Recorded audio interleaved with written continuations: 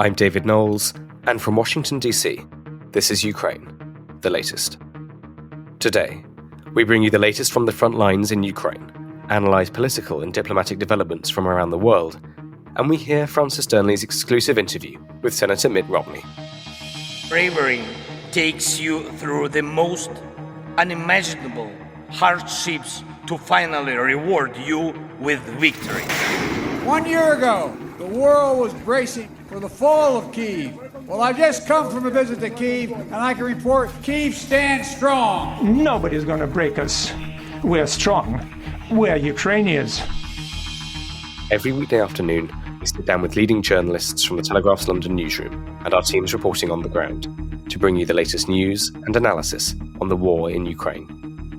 It's Thursday, the 14th of September, 1 year and 202 days since the full-scale invasion began. And today, with me in Washington, I'm joined by our Associate Editor Dominic Nichols, Assistant Comment Editor Francis Dearnley, from London, former tank commander and Telegraph contributor Hamish de Bretton-Gorton, and Ukrainian film critic Olga Sidoroshkina. I started by asking Dom for the latest news from Ukraine. So there's two distinct things happening at the moment, I think, that's been evident overnight. So firstly, Kyiv now appears to be regularly targeting Russia's Black Sea fleet. We think they were using British Storm Shadow missiles to hit the landing ship and a submarine docked in Sevastopol yesterday. More on that shortly. Because we say that because according to the Kremlin, Ukraine launched a maritime drone strike on another Russian patrol ship overnight. Russia's Ministry of Defense said the Sergei Kotov, a corvette, but it's more than a frigate, had been attacked by 5 naval drones around 5 a.m. Moscow time this morning. They said the ship destroyed the uncrewed boats, the Ukrainian maritime drones coming towards it, but did not clarify whether they had caused any casualties or damage. Now, this comes as yesterday a Russian submarine appears to have been hit by a British Storm Shadow missile strike in that attack on Sevastopol. Russian sources said a volley of 10 missiles and 3 unmanned naval drones were launched. Their defense ministry said 7 of the missiles have been shot down and the maritime drones destroyed. But Ukrainian and British sources were reported as confirming that at least 1 Storm Shadow missile had successfully landed, damaging one of the, we think, Kilo-class attack submarines, a diesel-electric submarine that mostly moved back to the Russian port of Novorossiysk, but obviously still in and out of Sevastopol. And there's also a Russian amphibious landing ship hit in that. The Russian Rybar Telegram channel said, unfortunately, 3 Storm Shadow missiles reached their target, the landing ship Minsk. We're not sure about that, if that's actually the correct landing ship, but they're saying Minsk, and the submarine Rostov-on-Don, which were in dry dock, received varying degrees of damage. Now, Mikhailo Oleshchuk, who's the head of the Ukrainian Air Force, appeared to confirm that Storm Shadows were used, or they were certainly, they considered it a successful strike, because he congratulated his pilots for their excellent combat work. Now, Storm Shadows, you'll remember, fired from Ukrainian fighter jets, have the longest range of all missiles currently, that we think, in Ukraine's arsenal, and they've been used since they were first given by the Brits back in May, used to strike Russian supply depots, command posts, long-range targets well behind the front lines. Now, overnight, Kyiv has launched another wave of drone and cruise missile attacks to destroy Russian air defences in Crimea. This is according to Ukrainian media. One source told Ukrainska Pravda that their targeted radar and antennas of an air defence system, the Triumph air defence system, and their Navy units followed up with Neptune cruise missiles. So the Neptune cruise missiles, we think, were have been modified, and we think it was Neptune missiles that took that destroyed the Moskva, the flagship of the Black Sea Fleet. The Triumph S-400, known by NATO's SA-21 Growler, built in the 1990s, but still very capable. So what it looks like is happening is that this is all, as we call it, shaping operations. These repeated, steady attacks on Crimea, going after the things that you need to really knock out before you can then do anything more significant on the ground. So going after the radar sites, going after the fuel depots, obviously going after the material itself in Sevastopol harbour. But it's all part of, as these areas become more in range from the Ukrainians as they advance south. It's all part of shaping for something in Crimea, but that's for another day, I think. Now, moving slightly east, there's still a lot of fighting around Bakhmut. Russia's suffering significant losses. That's according to a spokesperson for the Ukrainian General Staff. We think Ukraine's been concentrating on the south of the city. We think they've gained a foothold in Klishchiva, although there are numerous reports saying that they are under very heavy fire in that area. And then sticking in the east, more than 60 Russian soldiers thought to have been killed or wounded by friendly fire as they made a hasty retreat from the village of Opetina, which we've been talking about for a little while. This is in the Donetsk region. This is coming from Russian sources. They said, we think it was a pro-Kremlin military blogger said that 200 Russian troops were withdrawing to more favourable positions as Ukrainian forces moved around the village. We're talking here less than a couple of miles from Donetsk airport, no longer functioning, not since the 2014-15 war there, but the airport is a significant location. As they were moving back, it looks as if one source said that not everyone retreated clearly and harmoniously. Some of the fighters retreated to new positions chaotically and almost in panic. As a result, a tragedy occurred. Our soldiers died by the fire of their own artillery. It's thought that a Russian drone operator had seen this happening, thought it was a Ukrainian attack, and called in artillery. Now, just going to finish off, we should always be very wary of statistics because it's just so difficult to try and get any real handle on how accurate they are. But I was speaking to since we've been here in the US, I've been speaking to various folk, and one person who is probably closer to this than most of us said that I was asking how much we should trust the kind of statistics that's coming out from both sides, and Russian statistics are massively overblown, and it's almost impossible to try and get any truth there whatsoever. But the Ukrainian statistics, he said, as a benchmark, he always takes about 20% off. So the last night's stats that I saw from the Ukrainian General Staff said that Russia had lost, as killed and wounded, just over 270,000 people. Tanks nearly 4,600. So take a chunk off it, about 20%. These are huge numbers. Armoured personnel vehicles, nearly 9,000. Aircraft, 315. These are big numbers. Yeah, treat them with a bit of caution, pinch of salt, sort of 20% of salt, but these are still very significant numbers. And as this war moves on and becomes more industrial, and it's the long term, who can stay in the fight longer, these will come back to hurt Russia. I've no doubt at all.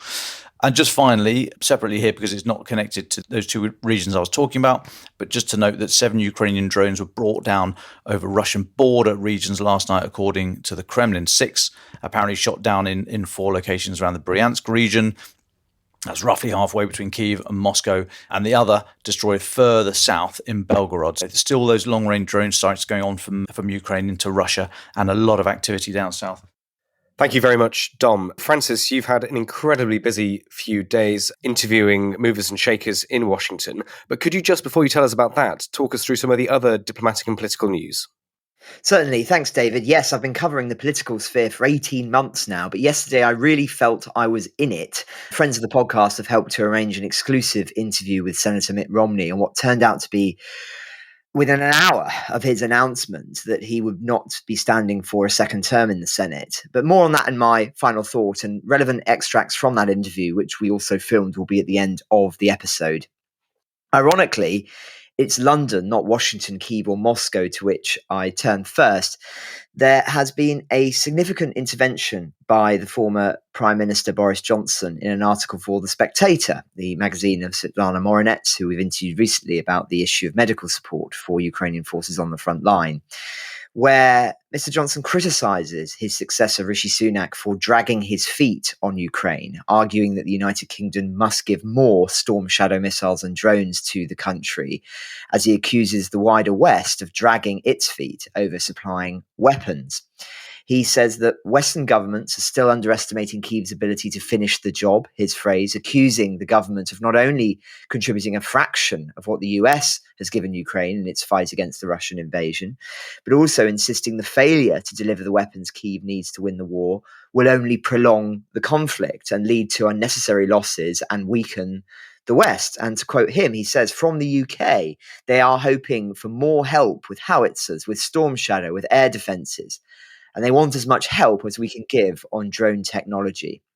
He also joins international calls for President Biden to sanction the delivery of the Army tactical missile system, ATACMS, which, as we've discussed many times, has a range of nearly 200 miles. A subject, I should add, that has been mentioned already in several conversations I've had here with senior figures in Washington.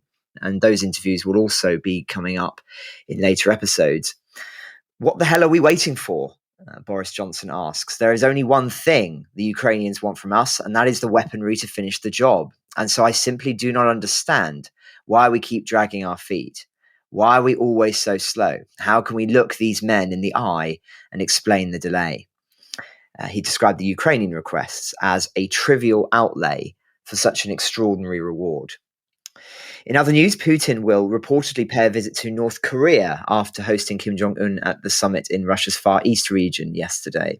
According to the state news agency, at the end of the reception, Kim Jong-un courteously invited Putin to visit North Korea at a convenient time. Putin accepted the invitation with pleasure and reaffirmed his will to invariably carry forward the history and tradition of the Russia-North Korea friendship. Now, there were no official announcements of an arms deal following proceedings on Wednesday, although Kim was expected to tour an arms factory today and then inspect Russia's Pacific Fleet in Vladivostok. Putin, for his part, gave numerous hints that military cooperation was discussed, but disclosed few details. When he was offering a toast, he said he looked forward to the, quote, future strengthening of cooperation and friendship between our countries. In Korea, there is a proverb: good clothes are those that are new, but old friends are best friends. And our people say an old friend is better than two new ones. Now, James and I offered more context and analysis to this trip in yesterday's episode, but just one detail I wanted to add. The UN Security Council actually has active sanctions on North Korea following its ballistic missile and nuclear activity. So this is yet another example of Russia pretty brazenly behaving in a way that goes counter to resolutions that did actually pass the UN Council. I'll be at the UN General Assembly in New York next week, where Zelensky will be addressing, and look forward to speaking to officials there about this issue, and of course many others relating to the UN. Now, finally, turning just to a few stories from the German-speaking world, regular listeners will recall the ongoing saga relating to Germany's former Chancellor Gerhard Schröder, a man heavily criticized in and outside the country for his friendship with Putin and involvement with Kremlin-linked energy companies. Another row is brewing in Berlin as Olaf Scholz's Social Democrats are preparing to celebrate Schröder's 60 years as a party member, only months after trying to kick him out over his ties to Russia. Some 50 guests have been invited to a closed-door celebration in Hanover at the end of October, where Mr. Schröder, who was, of course, Germany's chancellor between 1998 and 2005, will, we understand, be awarded with a lapel pin and certificate 25 years to the day after he first became chancellor. Now, his party spokesman has told The Telegraph that the celebration will honour the special engagement of a long-time party member and said that such occasions are among the high points of party work. Colleagues and friends of the former Chancellor are expected to attend. But as I say, the celebration comes just 6 months after some party colleagues failed in an attempt to have Mr. Schröder booted out of the SPD, something that a party arbitration court rejected in March, saying that in his maintaining contact with the Kremlin after the invasion, Mr. Schröder was, quote, guided by the desire to use his connections to end the war. But since the war began, the Social Democrats have generally kept the man the German tabloids have called Gasgerd over his ties to Russian energy projects at arm's length. He didn't receive an invite to this year's party conference, and the leader, Saskia Erskine, said that she didn't recognize him anymore. And he's traveled to Moscow on what he calls these peace missions on at least 2 occasions since Putin invaded in February last year, and even celebrated the anniversary of the end of the Second World War at the Russian embassy this year. And he initially refused to give up well-paid jobs on the boards of 2 Kremlin-linked energy companies, Rosneft and Nord Stream, which, although he stepped down from the latter, the supervisory board, in May last year.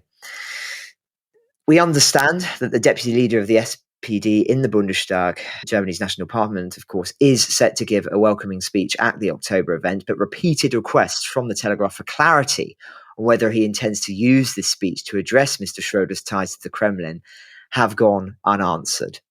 Now, I also referenced criticism being made of Austria this week. And just a quick addition, a disgraced former Austrian foreign minister who danced with Putin at her wedding has suddenly moved to St. Petersburg along with her 2 ponies, which arrived from Syria on a Russian military plane.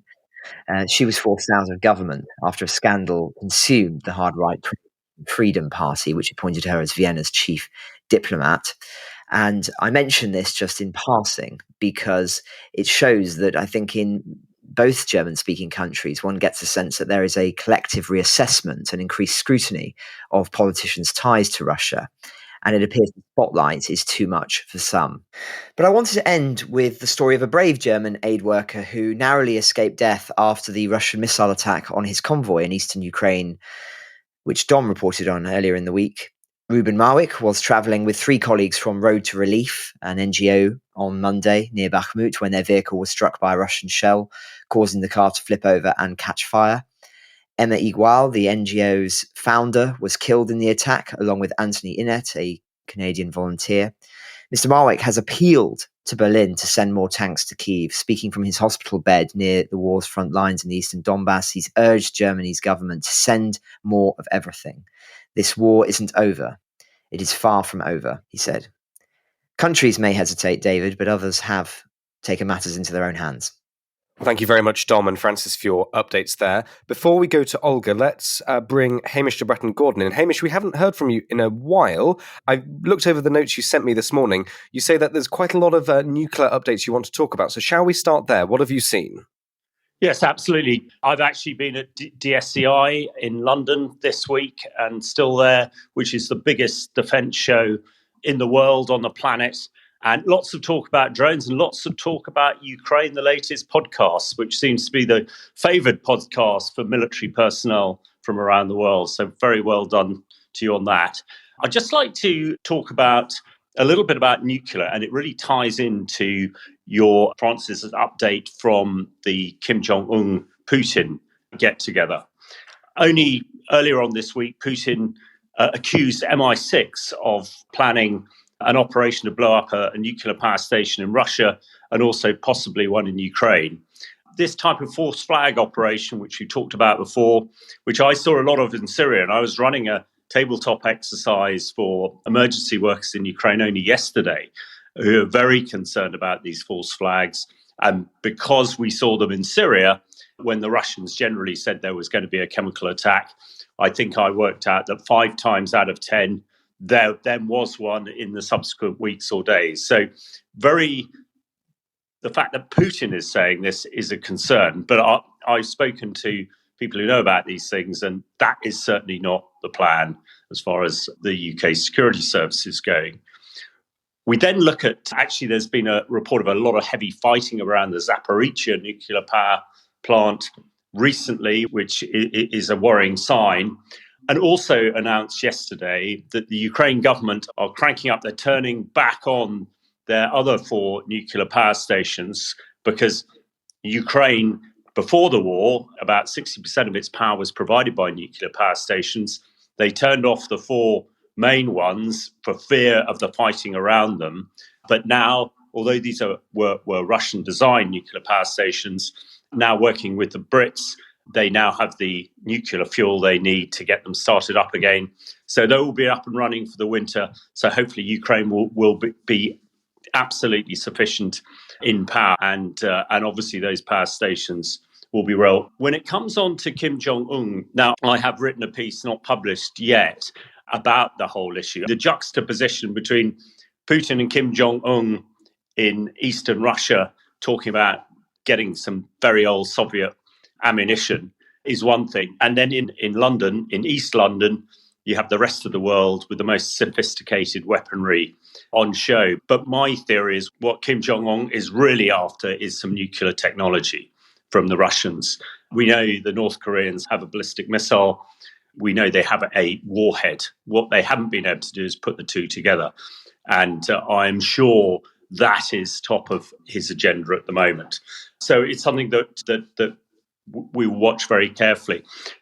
Just before I finish on this piece, guys, the headline news in the UK this morning, which may well filter into you guys pretty soon, is a suppressed story over the last 12 months of an RAF, Royal Air Force jet, a rivet joint. This is a big 4-engine jet the size of a Dreamliner, something like that, an intelligence collection jet, which 12 months ago, almost to the day, over the Black Sea, was attacked by 2 Russian Su-27s. 2 missiles were fired at it.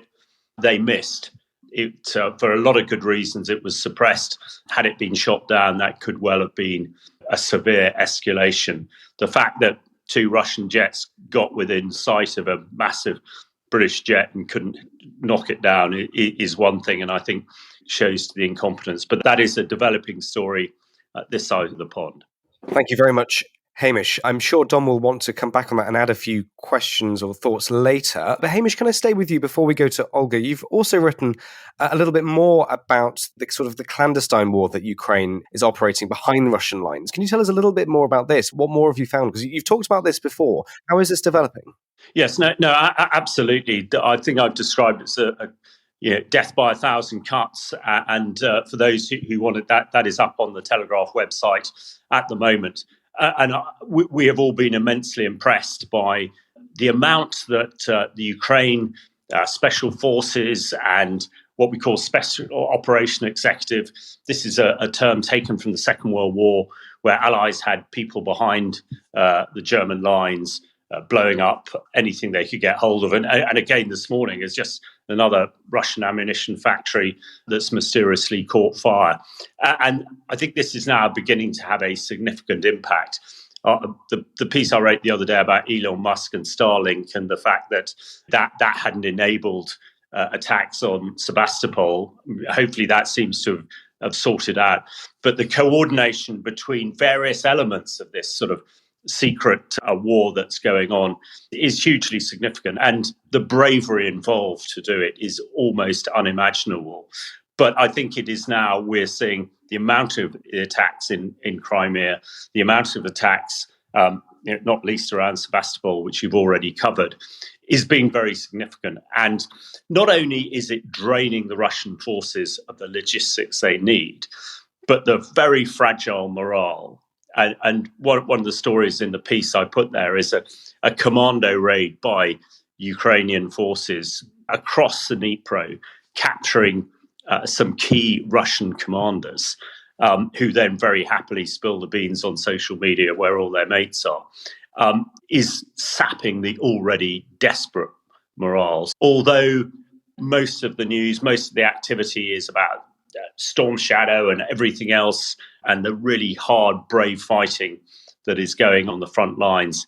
Actually, it's the people who've got behind the lines, whose stories we probably won't hear for many months, or if not years. We're still learning some heroics that some of the Allied operators did in the Second World War 75 years later. That might well be the case here, but yeah, I so take my hat off to these people, incredibly brave and making a real difference, I think. Thank you very much, Hamish de Bretton-Gordon. Olga, thank you so much for joining us. Would you start just by telling us a little bit about yourself and what you've been working on in the past few months? Thank you, David. So my name is Olga Sidoroshkina. I'm a film curator from Ukraine. Previously, before the full-scale invasion, I used to live in Odessa and work for Odessa International Film Festival, as well as other festivals in Ukraine. Currently, I'm living in London, and I'm happy to be a part of Ukrainian Institute London team. And this year, we are presenting the 4th annual Ukrainian Film Festival, which starts today at the Curzon Soho, where we are going to present 5 screenings of feature, documentary, and short films. Olga, can you tell us a little bit more about these films? What are the stories that are being told? And also, it'd be very interesting to hear from our perspective, I think, about how is the film industry in Ukraine? How are these things being shot and edited? So this year's festival is called Side by Side, and it's dedicated to resilience of Ukrainian people and the power of mutual support and solidarity in the face of the war. All the 5 screenings are dedicated to this, and we have 2 documentaries which were finished. Also, all of these films are finished or made during the full-scale invasion. Some of the directors started to work on the films in 2018 or 19, but all the works finished in 2022 or 2023. So they're definitely connected to the war and definitely are talking about like the most important stories of Ukrainian people nowadays. Now I want to emphasize one of the greatest works which we are going to introduce today. It's UK premiere of film 20 Days in Mariupol, filmed by Mstislav Chernov in Mariupol with his team, Ukrainian journalist who works for Associated Press. So they spent 20 days under the Russian occupation in the city, and they just extremely dedicated journalists and citizens who made an undescribable work. This film is really difficult and hard to watch, but on the other hand, it's very important work and we have to see it. Can I ask, what do you hear from your friends and your colleagues back in Ukraine about their work during the full-scale invasion? If to talk about Ukrainian film industry nowadays, lots of film directors, producers, and film professionals joined army and now are on the front line.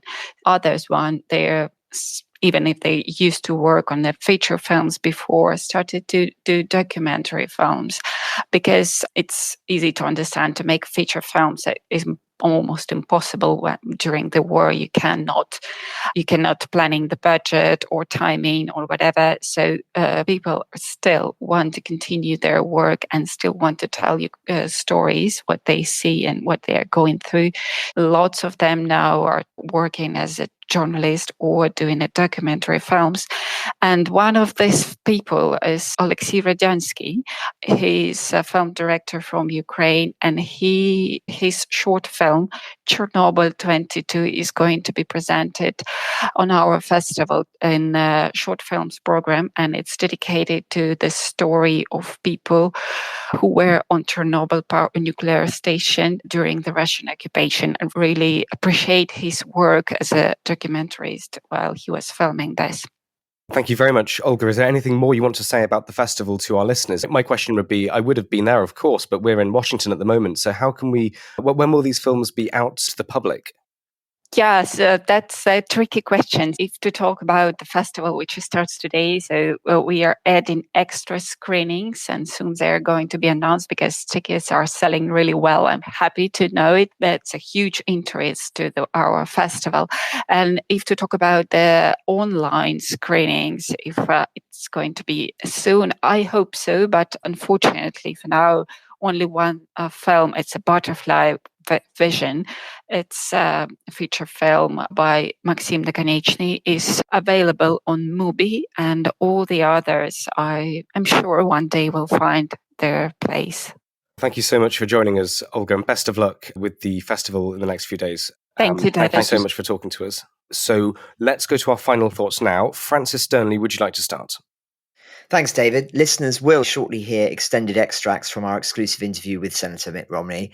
Just for context, Senator Romney has been one of the most vocal supporters of Ukraine in the Senate, putting him at odds with many in his own party, the Republicans. We discussed that and what he felt was at stake, but we also touched on the rise of China, the health of democracy in the United States, the prospect of Trump returning, and also recalled the time when he ran against Barack Obama as the Republican nominee for president of the United States. I want to thank those listeners, and they know who they are, who helped to facilitate this interview. He is an exceptionally busy man, and it wouldn't have been possible via conventional means, especially given the historic nature of the day. As I say, he was announcing that he was standing down from the Senate. It was quite a moment, I'll be honest, leaving his office after recording the interview for Ukraine the Latest and seeing the world's media waiting in a long line for us to finish recording. More reflections on the Capitol building, where I also interviewed other congressmen and women on another day. Thanks too to those who've written in trying to guess my favourite president. I promise I'll spill the beans later in the week. Thank you very much, Francis. I think I've got a fairly good idea, but I don't want to preempt it just yet. Hamish de Bretton Gordon.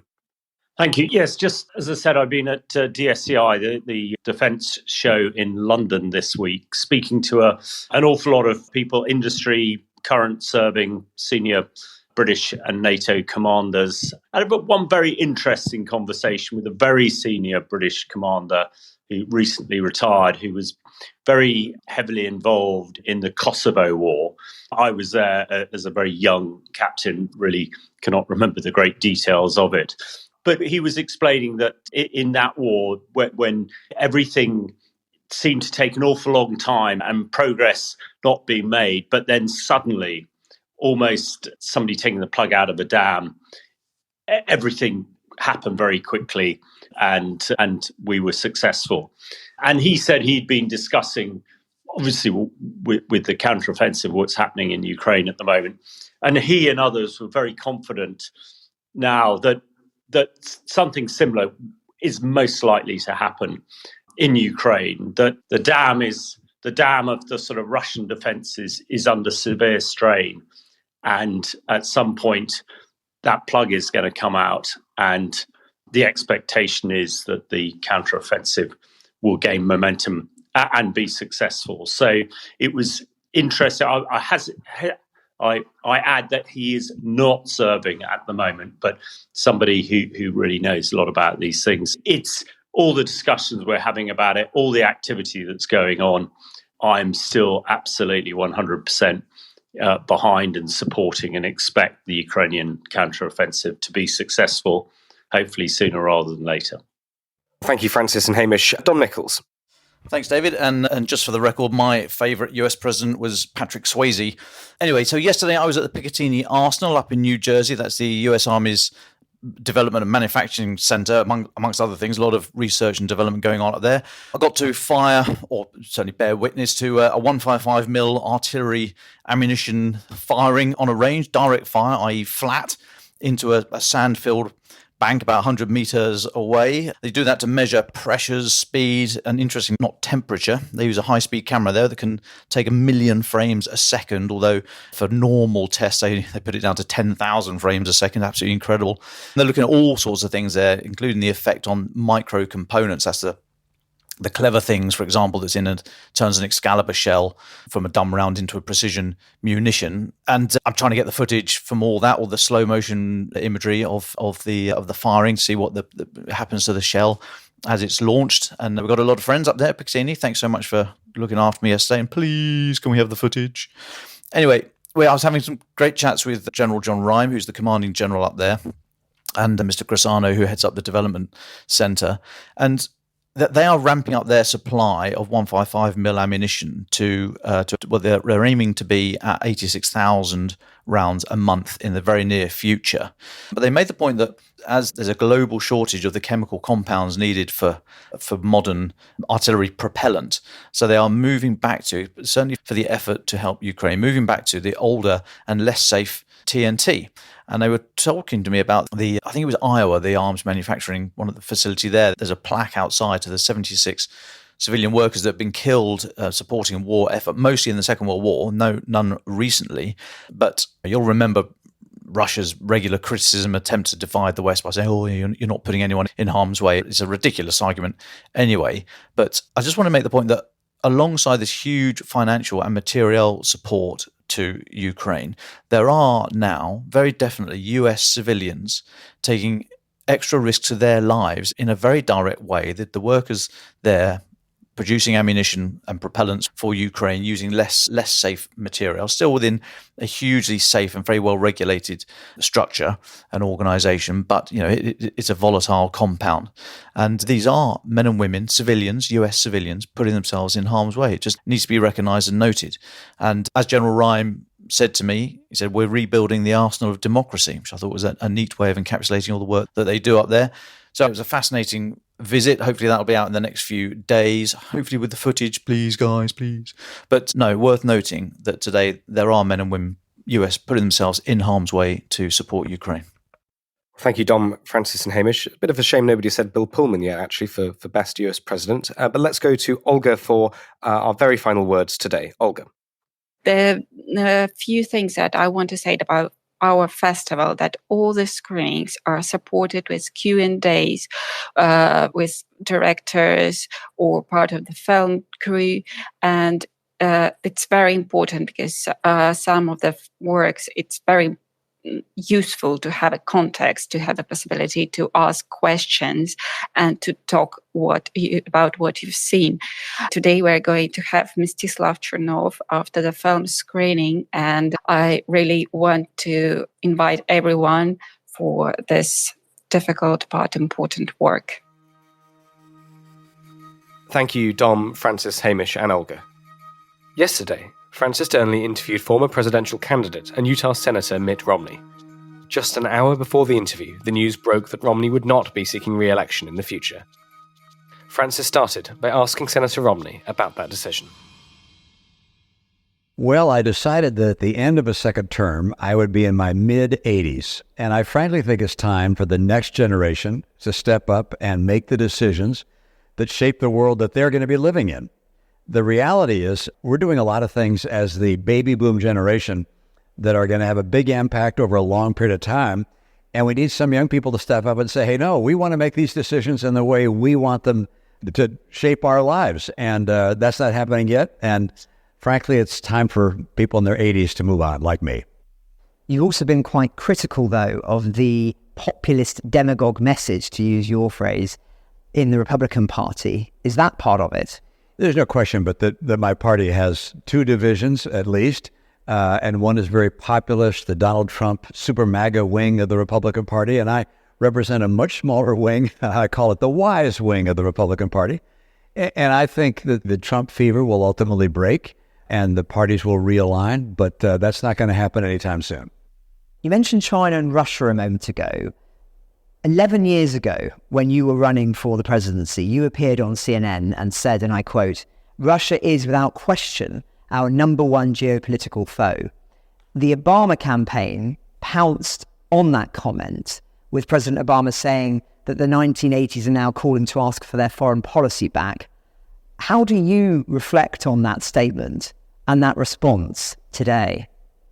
Well, as I said then, there's no question, but that at that time, for instance, that Russia and Vladimir Putin in particular was the geopolitical adversary of the United States and of the West generally.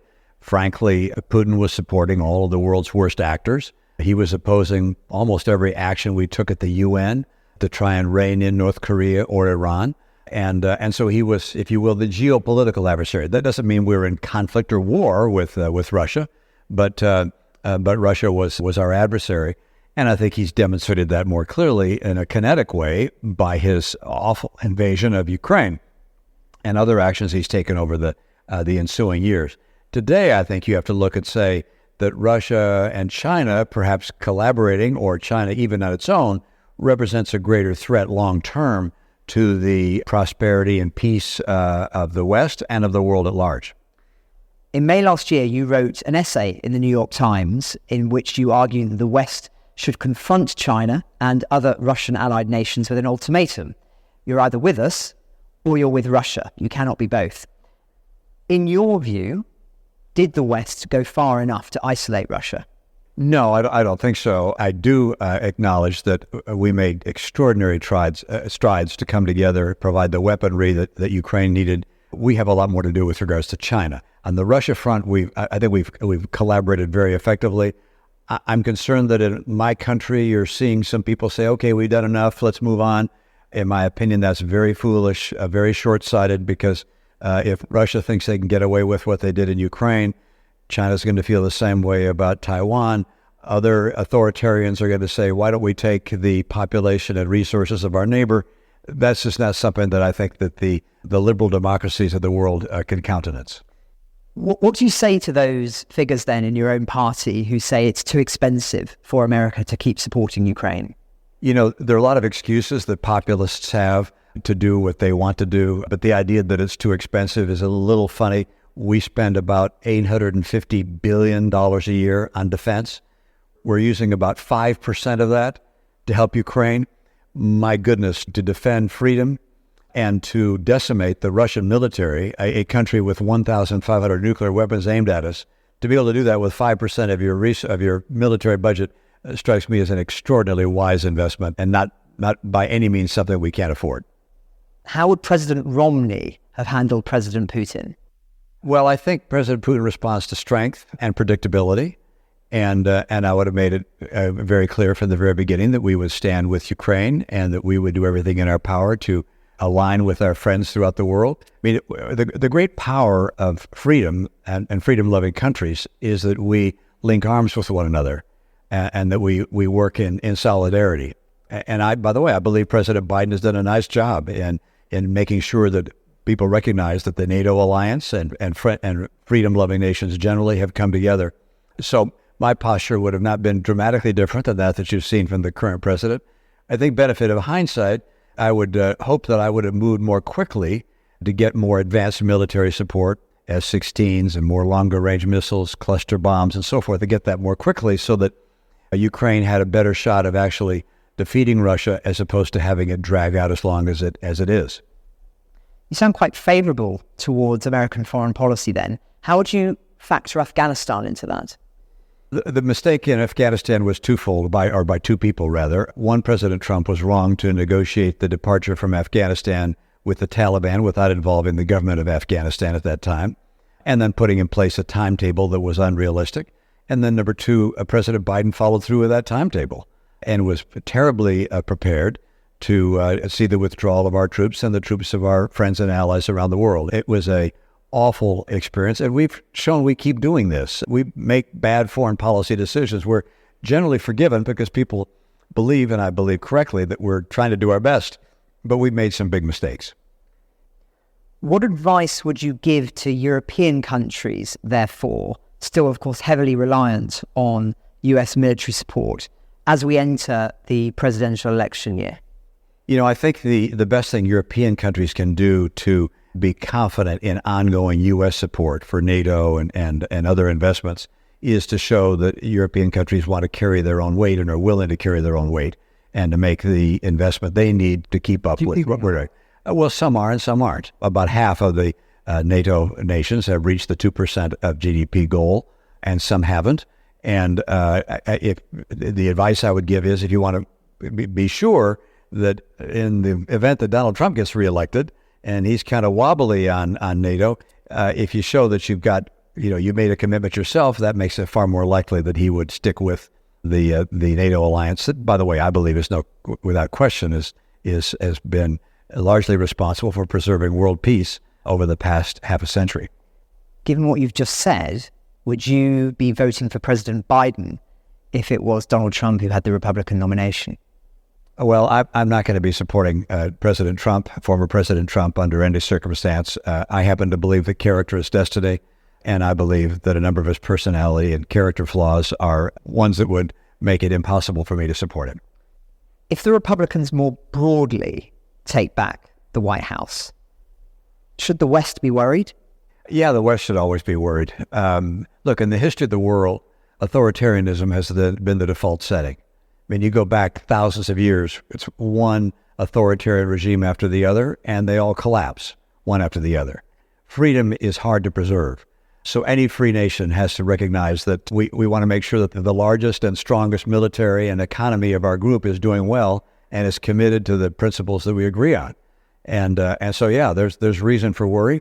At the same time, I happen to believe that freedom is an extraordinary elixir, and that nations that embrace freedom are more likely to be unified and more likely to lead the world from a technological and economic standpoint into the future. Because it does feel rather like the world is being divided again into democracies and autocracies. And in that vein, if the US is the head of the latter, how healthy do you think American democracy is? I do believe that our democracy remains extraordinarily strong, but I believe that we do need to not just confront Russia and Ukraine, but also say, all right, let's strike at some of the sources of the power that the authoritarians have, which largely comes from their economic might. They're not as powerful as we are collectively, but they need access to our markets, and they should only have free access to our markets if they're playing by the same rules the rest of us play by. And so far, we haven't come together as a group of democracies and said, okay, look, let's talk about what the rules are. let's make sure that China understands to be sending their products into our markets, you've got to live by these rules. You can't engage in predatory pricing. You can't subsidize technologies as you have. You can't monopolize key raw materials that are necessary for the products of the future. These things you can't do and expect to have access to our markets. In a meeting of the Foreign Relations Committee, you said, "I don't want to oversimplify our successful strategy relative to the former Soviet Union, but we outcompeted them militarily, economically, and they finally cried uncle." What strategy should America and the wider West adopt, in your view, towards Russia and, by extension, the next major geopolitical rival, China? Yeah, I wish we had a strategy. I think if you look at China, they've laid out where they want to be in 2049, where they want to be along the way. They have a strategy which is not just military, but also geopolitical. They also have an economic strategy. They're going to go after key, fast-growing industries and establish dominance, raw material dominance, sourcing through their Belt and Road. I mean, it's a very complicated, complex, and comprehensive strategy. Do we in the West have the same? No. And so part one is we have to develop that kind of strategy and talk amongst ourselves and say, okay, how are we going to deal with the emergence of China? And my view is not to say, how do we get ready to fight them? Because no one wants to see a fight between the authoritarian nations and the free nations. But how can we get them to become diverted from a course of conflict and instead play by the same rules we're playing by? And by the way, if we play by the same rules, I'm happy to bet that we'll win. Because again, freedom is pretty powerful.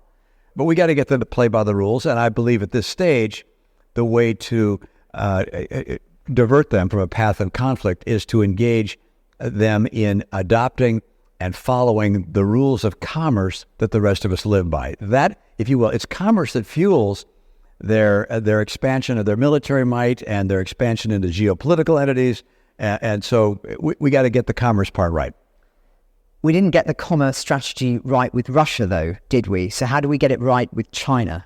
Well, being able to if you will, dissuade Russia from its massive financial resources is kind of a challenge when their resources are raw ingredients or are coal and oil. I mean, they've got those things. So that's a little harder for us to crimp that, although with the sanctions, we're making it a little more painful for Russia.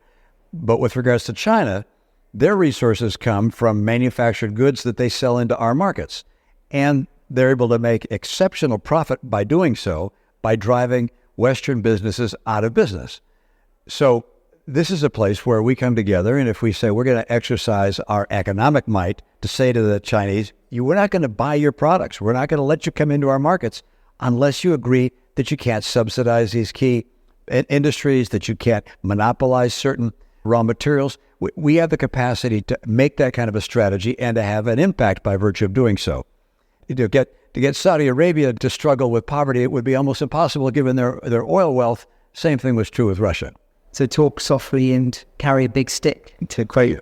Well, we at least need to decide what it is we're going to do as opposed to respond ad hoc to the various outrages that will occur. The Chinese and the Russians are showing that they will take action that surprises us. We will then try and respond to those things, but response is never as effective a tool for shaping behavior as forethought and strategy. Talking about strategic elements of this, in democracies it's messy, trying to persuade allies to line up. Yes. You've been in politics a long time. How feasible is it to do that when you're comparing systems with democracies and autocracies? Well, I would have thought it would have been almost impossible to get the great free nations of the world to come together and collaborate on a strategy to try and shape China's plans. But then Russia did something unexpected by invading Ukraine. And that woke up a lot of people. They said, oh, okay, these authoritarians are not just going to try and win by skill, foresight, and industry, but instead they're going to invade a free neighbor. And I think that made people like the leaders of Finland and Sweden and the people of those countries say, oh, we need to come together and collaborate. And I think you're seeing the same in the Pacific, meaning that South Korea and Japan, who'd been at loggerheads for a while, have now reproached each other, in part because they recognize a common need. And again, I think we all recognize that it's in the world's interest to get China to play by the rules, as opposed to say, okay, let's get ready to go to war with China. No one wants that. I mean, it's really unthinkable in this world with nations having the nuclear capacity we have to think about an all-out war between superpowers. That's not something we can possibly countenance. Even a conventional war is something that I think is hard to imagine. Ukraine the Latest is an original podcast from The Telegraph. To stay on top of all of our Ukraine news, analysis and dispatches from the ground, subscribe to The Telegraph. You can get your first 3 months for just £1 at www.telegraph.co.uk/Ukraine the Latest. Or sign up to Dispatches, our Ukraine newsletter, which brings stories from our award-winning foreign correspondents straight to your inbox.